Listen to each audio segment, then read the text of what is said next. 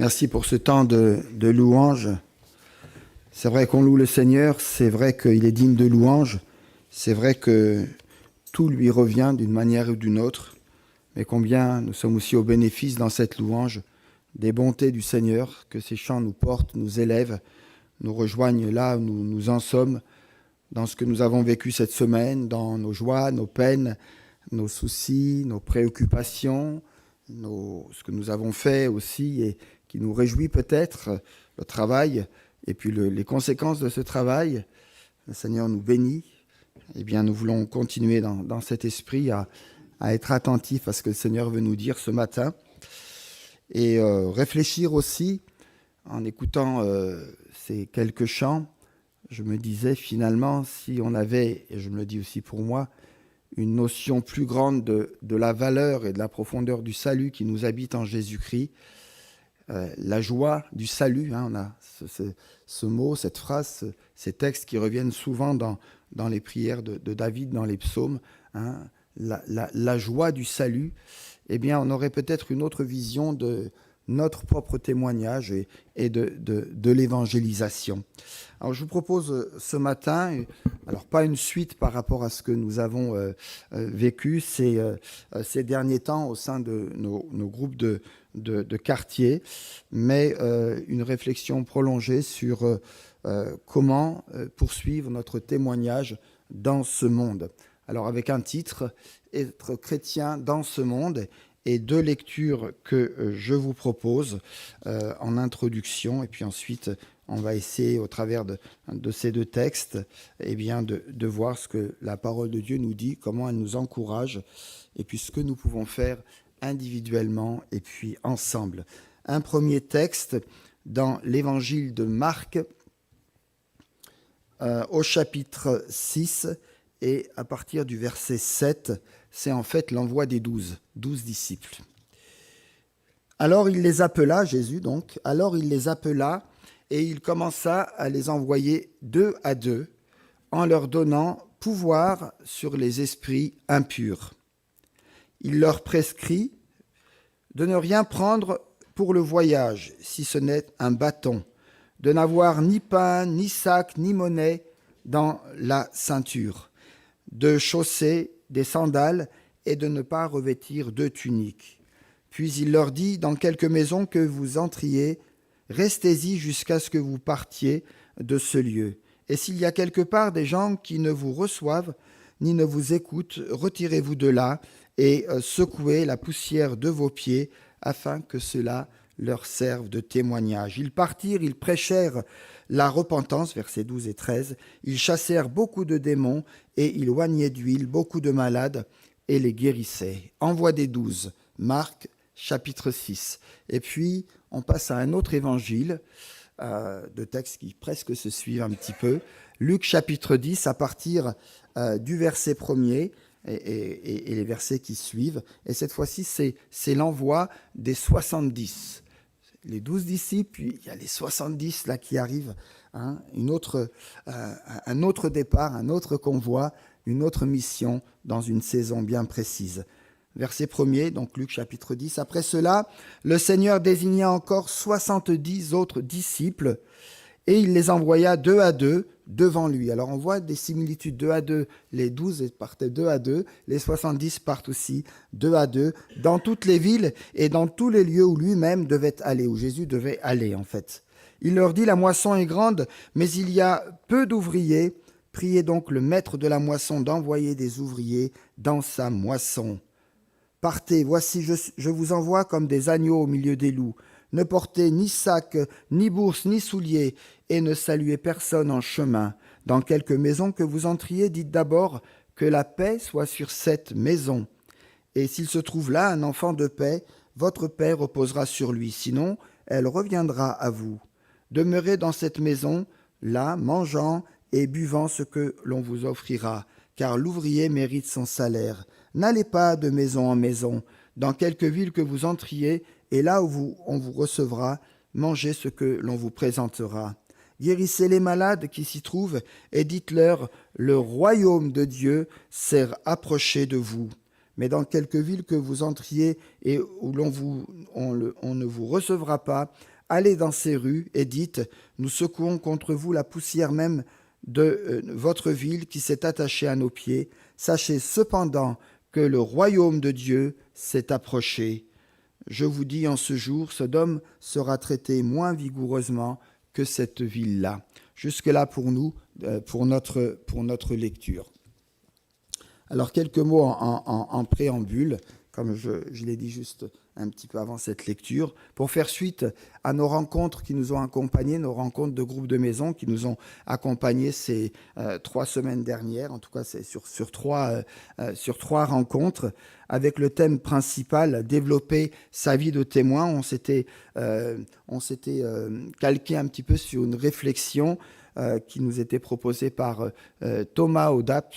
Marc nous en avait parlé, et puis on a un petit peu repris les grandes lignes, et puis on a essayé de réfléchir ensemble. Eh bien, j'aimerais poursuivre cette thématique et puis la rendre peut-être plus visible au sein de l'Église, parce qu'elle nous concerne, cette mission, cette évangélisation, et pas que simplement dans les petits groupes qui ont pu réfléchir ou travailler sur cette question. Une citation, Rebecca Piper, auteur du livre « Sortir de sa bulle », l'évangélisation, un style de vie, définit l'évangélisation relationnelle comme suit, voilà ce qu'elle dit. L'évangélisation n'est pas seulement de donner l'information, c'est partager sa vie transformée par le Seigneur au travers d'une amitié qui conduit à parler de la bonne nouvelle. Fin de citation. Donc ça crée du lien. En fait, c'est notre lien avec les uns et les autres qui vont faire que, eh bien, nous allons pouvoir partager différemment et certainement plus en profondeur. Dans notre monde aujourd'hui, je ne vous apprends rien en disant que les défis sont grands devant nous. Certes, nous ne nous trouvons pas dans un pays où la persécution fait rage, où la persécution est présente, mais nous sommes malgré tout devant bien des formes d'hostilité différentes qui existent ici ou là. Une nouvelle forme de laïcité clairement antichrétienne s'étend de plus en plus et nous le voyons. Je ne rentre pas ici dans le détail. Le matérialisme rend les gens de ce monde de plus en plus indifférents à l'Évangile et du coup bien plus occupés aux affaires du monde qu'à celles du Seigneur. La société perd progressivement ses repères pour beaucoup, eh bien, les repères qui étaient issus du christianisme alors. Les familles se dissocient, se décomposent, se recomposent à souhait. Une des priorités de notre société, je dis bien une, mais il y en a tant d'autres, c'est le culte du moi. Moi, mon corps, être bien dans ses baskets. C'est l'industrie du cosmétique, le sport, la santé, le développement de soi, sa personne. Le monde semble aller à la dérive. C'est une réalité que l'Écriture ne manque pas de souligner. Et je vous renvoie à ce texte qui nous dit que les hommes, à la fin des temps, seront égoïstes, fanfarons, amis de l'argent. Donc 2 Timothée, chapitre 3, versets 2 et suivants. Mais il n'y a pas que les chrétiens qui s'en aperçoivent. Nous sommes comme les passagers d'un bateau qui part à la dérive. Certains voudraient le quitter dans une chaloupe et qui les isolerait. D'autres espèrent transformer la vie à bord en leur redonnant un cap, au besoin par la force ou par la violence. D'autres ne cherchent rien du tout, sinon à vivre le mieux possible, le plus tranquille. Comment vivre notre foi chrétienne dans ce monde qui perd de plus en plus ses références au christianisme? Comment vivre ici-bas dans un monde auquel nous n'appartenons pas, mais qui possède ou qui a ici ou là un réel pouvoir sur nous? Pouvoir à mettre entre guillemets. Faut-il craindre la tribulation? Faut-il craindre une contamination? Peut-on vivre sans jamais faire aucun compromis? Quelle est la véritable fidélité chrétienne? Qu'est-ce que ça veut dire aujourd'hui être fidèle? S'occuper d'abord du royaume de Dieu, de sa justice? Est-ce renoncer à tout ce que l'on pourrait appeler le domaine séculier? Je trouve que ce sont des questions ici qui sont brûlantes d'actualité, qui sont réelles et auxquelles il n'est pas aisé de répondre. Le thème général de mon message de ce jour, comme je l'ai dit tout à l'heure en titre, être chrétien dans ce monde, eh bien, on va essayer de réfléchir ensemble comment l'être, comment développer notre foi, notre appartenance au Seigneur, notre éthique, nos valeurs chrétiennes, avec pour ligne conductrice ces deux textes que nous venons de lire dans Marc chapitre 6 et dans Luc chapitre 10.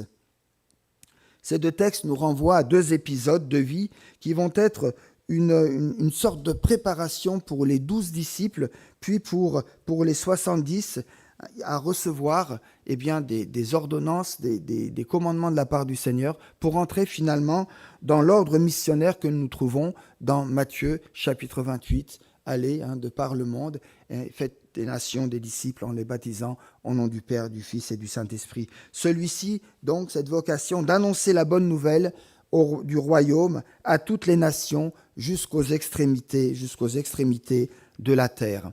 Et l'Église, finalement, ne fait que poursuivre le ministère terrestre de Jésus. Et ici, pour la première fois, et sous la conduite, sous le regard du Seigneur, les 12, puis ensuite les 70, vont faire ce qu'ils vont faire, entre guillemets, après la Pentecôte, au moment où le Saint-Esprit les saisit et au moment où véritablement les œuvres et l'Église commence, j'allais dire, son plan d'action.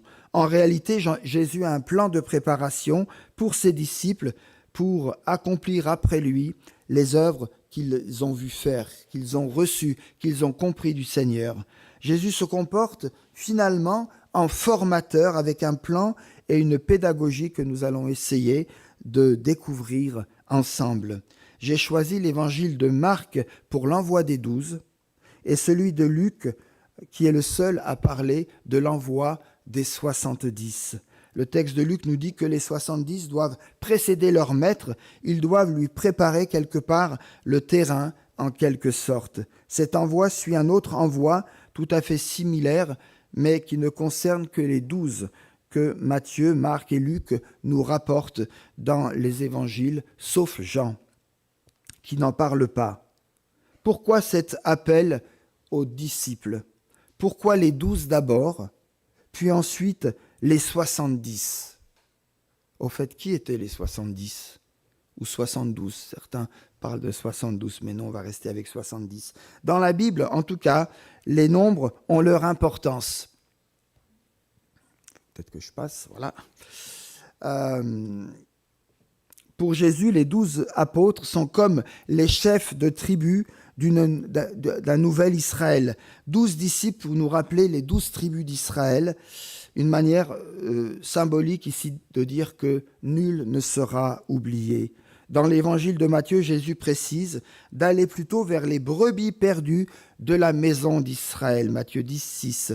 La bonne nouvelle du royaume est d'abord destinée à ceux que Dieu a préparés pour recevoir et comprendre qui est le Messie, qui est la personne du Messie et pourquoi le Messie a été envoyé.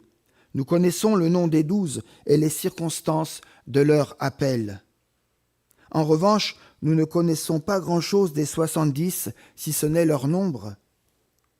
Ce chiffre 70 est le nombre des nations païennes issues d'Adam et d'Ève, d'après Genèse 10. Ces 70 sont considérés comme les peuples qui se sont répandus après le déluge, chacun descendant de l'un des fils de Noé.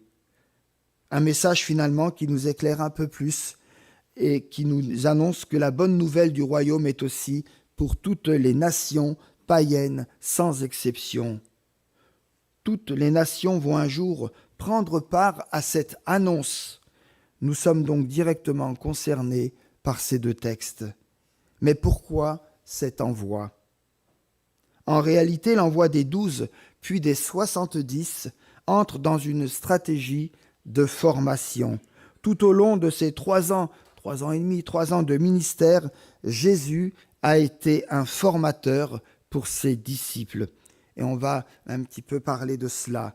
Jésus formateur, le statut de rabbi, parce que Jésus était considéré comme un rabbi. Mais de quel rabbi on parle ici? Le statut de Jésus durant son ministère terrestre était un statut reconnu en Israël. C'était la fonction, d'un professeur ambulant, suivi de ses élèves qu'il appelait rabbi ou maître, qui subvenaient en général à ses besoins. Mais Jésus se différenciait cependant de ce statut sur plusieurs points. Jésus choisit ses élèves, les 12, alors que dans la tradition, ce sont les élèves qui choisissaient leur maître. Par ailleurs, un maître se référait toujours à d'autres maîtres dont ils avaient reçu l'enseignement, ce qui leur conférait du pouvoir, de l'autorité. Or, Jésus ne se réfère à aucun maître, d'où la question des pharisiens qui lui sera posée, cette question: d'où vient cette autorité? Avec quelle autorité tu parles? Enfin, ce ne sont pas les disciples qui contribuaient aux besoins de la communauté du groupe, mais des donateurs externes. Alors, si le statut social de Jésus rentre dans la tradition de l'époque de son peuple, la tradition de son peuple, son style, le style de Jésus, sa manière de faire est très différente. Quelle fut la pédagogie de Jésus? Quel genre d'objectif pour ses disciples? Et ça nous concerne, ça nous fait réfléchir. Le cadre de cette formation se passe d'abord dans le groupe, qu'il soit 12 ou qu'il soit 70, et parfois ce groupe c'était que 2 ou 3, avec cet aspect communautaire qui va permettre d'exploiter des situations du groupe et de travailler sur les relations dans le groupe. Ça se passe d'abord dans le groupe confrontation, dans le groupe réflexion, dans le groupe. Mes amis, ceci devrait nous encourager dans nos propres efforts de témoignage, d'évangélisation, à mieux exploiter les ressources et les expériences de chacun pour mieux vivre et partager l'Évangile. Jésus ne semble pas s'appesantir en priorité sur un savoir pur et simple, connaissance des textes de la Torah par exemple. En revanche, il prendra largement du temps pour apprendre à ses disciples comment comprendre par exemple certains textes messianiques qui le concernent. À mon sens, une des plus extraordinaires études bibliques dans le Nouveau Testament est sans doute, avant que je vous le dise, vous pensez à quoi? Vous auriez envie de dire quoi? Où Jésus a pu faire cette belle étude biblique, nous n'y étions pas, on n'a pas le détail, mais ça a été costaud. Vous pensez à quoi? Les disciples d'Emmaüs. Véronique a copié mes notes. Elle a regardé dans mon bureau quand j'y étais pas. Ah mince, alors c'est moi qui suis. Bon, ben voilà, on est d'accord. Mais tu aurais pu. Voilà, les disciples d'Emmaüs. On lit ce texte dans Luc chapitre 24. Homme sans intelligence, ça commence pas. Homme sans intelligence et dont le cœur est lent à croire tout ce qu'ont dit les prophètes. Et ils ont dit des choses, les prophètes. Et les prophètes de Dieu disaient et les choses de Dieu se réalisaient. Le Christ ne devait-il pas souffrir de la sorte et entrer dans sa gloire? Et commençant par Moïse et par tous les prophètes, il leur expliqua dans toutes les Écritures ce qui le concernait. Malheureusement, le contenu de cette étude ne nous est pas rapporté. On ne trouve nulle part dans les évangiles un exposé théorique de la foi chrétienne, comme par exemple on peut le trouver chez l'apôtre Paul dans ses écrits. Que cherche Jésus? Quels sont ses objectifs? L'enseignement de Jésus est simple, accessible, imagé, proche de la vie quotidienne et profondément original. Un enseignement qui nous touche en profondeur. Dans sa pédagogie, Jésus utilisait des formes très variées de communication. Je pense ici en particulier aux paraboles de Jésus. Ainsi, nous pouvons nous-mêmes nous projeter dans certains personnages de ces paraboles, par exemple. Ils nous remettent en cause ou nous encouragent. Nous sommes aussi parfois entraînés à entrevoir le cœur de Dieu qui se réjouit pour un seul pécheur qui se repent. On comprend la dimension et on partage la joie. Le paradoxe des béatitudes nous ouvre encore des horizons insoupçonnés qui permettent à celui qui souffre, par exemple, de retrouver la joie, la paix, la confiance en Dieu. Vous l'avez compris, l'objectif de Jésus est la transformation de l'être par le retour à Dieu à présent proche de chacun et qui se dit et qui veut être notre Père céleste. Il est un appel aussi au changement de vie, à la repentance et à la foi en Dieu par Jésus-Christ. L'objectif de Jésus va au-delà d'un simple savoir ou d'un simple savoir-faire ou même d'un simple savoir-être. Il se situe d'abord au niveau de l'être tout court, de notre personne, de ce que nous représentons aux yeux de Dieu. C'est bien là le mystère de la nouvelle naissance, de la nouvelle identité que Jésus nous donne, de la nouvelle citoyenneté que le Père nous accorde dans ce monde par son Fils. L'objectif final est finalement spirituel et il échappe dans un sens aux catégories humaines.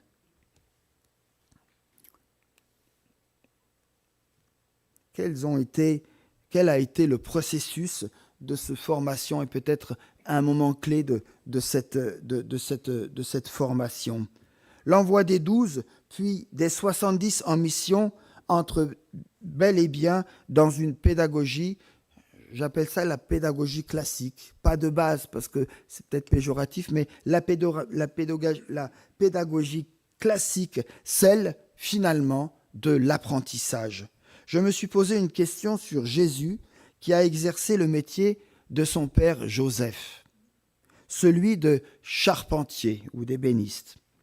Joseph n'apparaît plus au moment où Jésus commence son ministère et il semble, et il est probable qu'il soit peut-être décédé à ce moment-là. Jésus aurait donc été soutien de sa famille pendant toute cette période de sa vie où peu de choses nous sont précisées. On sait, à 12 ans, il est là, et puis il confronte les maîtres de la loi, il écoute, il entend, il donne ici ou là aussi des réponses. Dans son incarnation, pleinement homme et pleinement Dieu, comment Jésus a-t-il appris les gestes de charpentier? Le maniement des outils, du bois. En observant son père, puis en essayant de l'imiter, puis en acquérant peu à peu la maîtrise de son art? A-t-il tâtonné au départ, où ses premières pièces furent des réalisations parfaites et miraculeuses? A-t-il dû apprendre l'alphabet hébreu, où cela lui fut donné d'une manière miraculeuse? Comment connaissait-il les Écritures? Je n'ai pas forcément de réponse préétablie, mais tout dépend finalement de la vision que nous avons de l'humanité de Jésus. Jésus qui est à la fois pleinement Dieu et pleinement homme, sans péché, sans avoir péché. Je dis cela parce que nous avons souvent plus de difficultés à imaginer son humanité que sa divinité. Pourtant, Jésus a bien connu ce processus d'apprentissage. Et les disciples, à sa suite, ont entendu leur maître. Ils ont reçu et compris partiellement son enseignement. Ils l'ont vu guérir des malades et chasser des démons. Ils apprennent, ils regardent, et ensuite, par l'envoi du Seigneur, ils vont reproduire. Le moment est venu pour eux maintenant d'imiter leur maître. Les 12 d'abord, puis ce sera ensuite le tour des 70 ensuite, mais Jésus prend une précaution, il les envoie 2 par 2. Mais je vous propose de revenir un instant sur les 70. Il les envoya, nous dit Luc chapitre 10, verset 1er, il les envoya 2 à 2 devant lui. L'ordre de mission aux 70 est de précéder Jésus dans toutes les villes et lieux où lui-même devait se rendre. Cette précision me semble intéressante. Lorsque nous annonçons l'Évangile, par définition, nous ne sommes pas seuls. Tout ne repose pas sur nos épaules. Nous ne sommes pas tenus à des quotas ou à des résultats comme si nous étions des vendeurs spécialisés et le chiffre d'affaires doit augmenter de plus en plus. Le Seigneur va passer derrière nous d'une manière ou d'une autre, mais parfois il nous aura aussi précédés, le Seigneur. Un exemple, je pense à Acte 10, où Corneille est présenté comme un homme qui, bien que romain, craignait le Seigneur et était préparé pour recevoir l'Évangile. Dieu va lui envoyer Pierre pour lui communiquer ce qu'il ignorait encore. Et puis on voit aussi que le Saint-Esprit a préparé le cœur, a préparé le terrain pour que Corneille puisse se convertir. Dans d'autres cas, notre parole trouvera de l'opposition ou n'aura aucun écho. Mais qui sait si cette parole semée aujourd'hui ne va pas un jour germer et produire du fruit, parce que le Seigneur, par son Esprit Saint, sera passé derrière nous et que le Seigneur agit hier, aujourd'hui et demain et jusque dans l'éternité. Nous ne pouvons jamais savoir quand ni comment le Saint-Esprit agit, et c'est heureux ainsi, heureusement. Sinon on ferait peut-être des dégâts, ou on se prendrait peut-être pour je ne sais quoi. Comme le dit l'Écriture, le vent souffle où il veut, et tu en entends le bruit, mais tu ne sais d'où il vient, ni où il va. Il en sera ainsi de tout homme qui est né de l'Esprit. Jean 3, 8. Jésus dira ensuite, on est toujours dans Luc chapitre 10, « Priez le maître de la moisson, priez pour la mission. » Jésus dira ceci encore aux 70, qui symbolise quelque part la proclamation universelle de l'Évangile. « La moisson est grande, priez le maître de la moisson d'envoyer des ouvriers, des ouvrières dans la moisson du Seigneur. » Priez, en tout cas dans ce texte. Je suis obligé de dire cela. C'est la seule directive que Jésus nous laisse. Priez. La seule solution qu'il nous propose face au manque d'ouvriers et d'ouvrières pour la moisson de Dieu. Ici, dans ce texte, on ne va pas chercher midi à 14h, c'est la prière.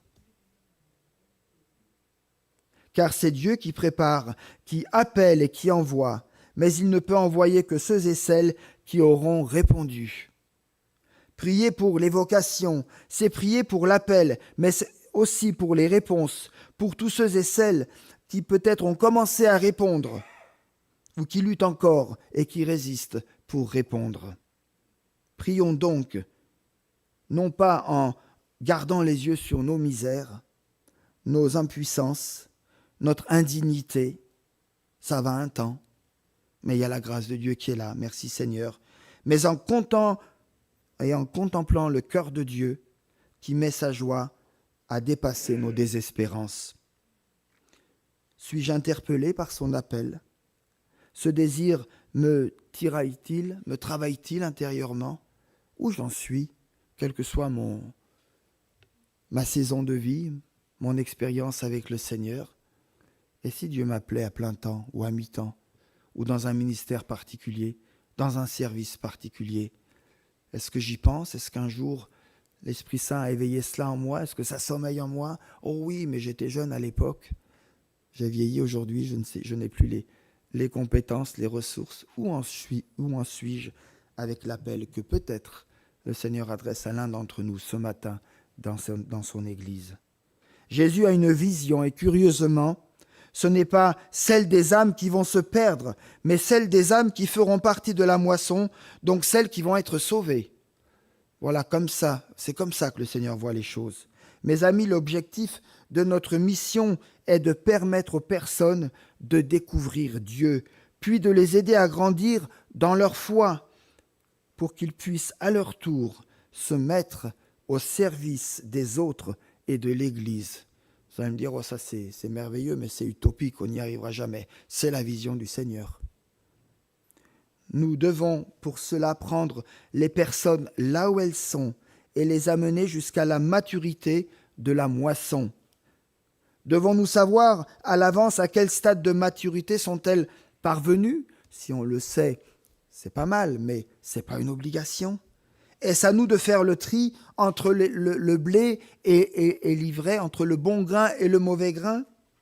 En Israël, il y avait toutes sortes de personnes, plus ou moins religieuses, plus ou moins proches de Dieu. Pourtant, à tous, hommes, femmes, gens du peuple, comme gens de la haute société, responsables religieux, à tous, le même message a été annoncé. Le royaume de Dieu s'est approché de vous. Basta. Une seule phrase. Le royaume de Dieu s'est approché de vous. Nous devons avoir une vision grande et globale des besoins immenses de ce monde et prier Dieu d'envoyer de nouveaux ouvriers dans sa moisson. C'est notre responsabilité. C'est notre responsabilité. Une telle attitude nous fait réellement entrer dans la perspective de Dieu, dans sa vision. Elle nous évite finalement les querelles de clocher, l'aspect parfois concurrentiel des œuvres et bien des tensions inutiles. Et puis il est question aussi de faire, le pouvoir de faire, j'ai mis comme petit titre. De quoi disposaient les disciples à l'époque ? Ils avaient certes leur expérience vécue aux côtés de Jésus, mais ni le savoir, ni le savoir-faire, ni le savoir-être ne suffisaient pour chasser les démons, par exemple.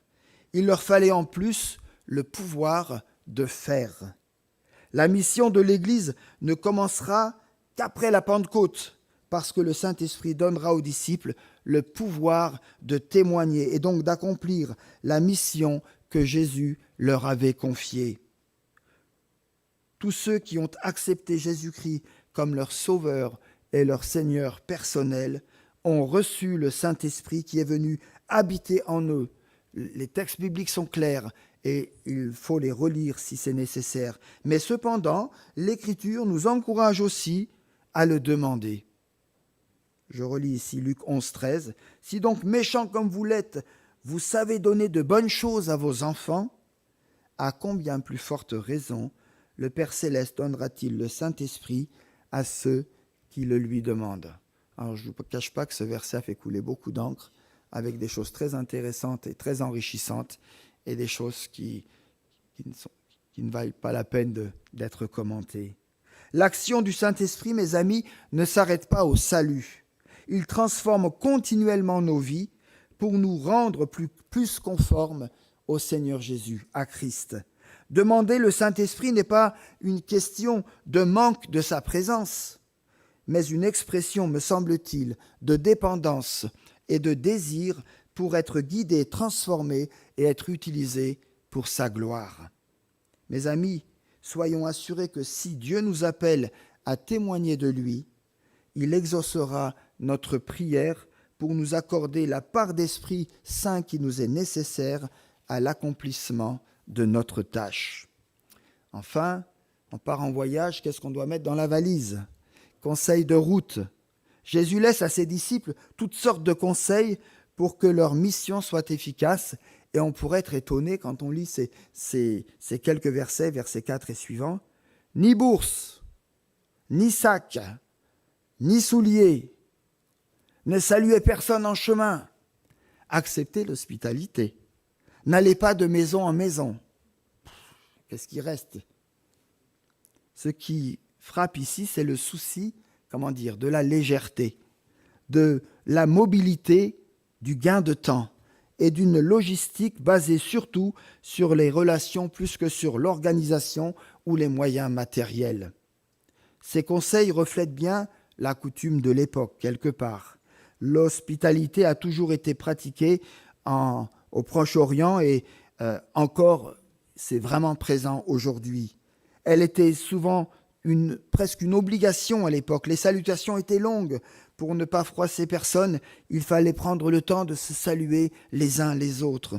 Jésus demande aux disciples de ne pas trop s'encombrer de bagages, car il fallait les porter, et les porter, c'est ralentir quelque part. Eh bien, ça marche. Il demande de ne pas saluer les gens en chemin, non pas par impolitesse, mais parce qu'en Orient, les salutations sont longues et elles peuvent prendre beaucoup de temps.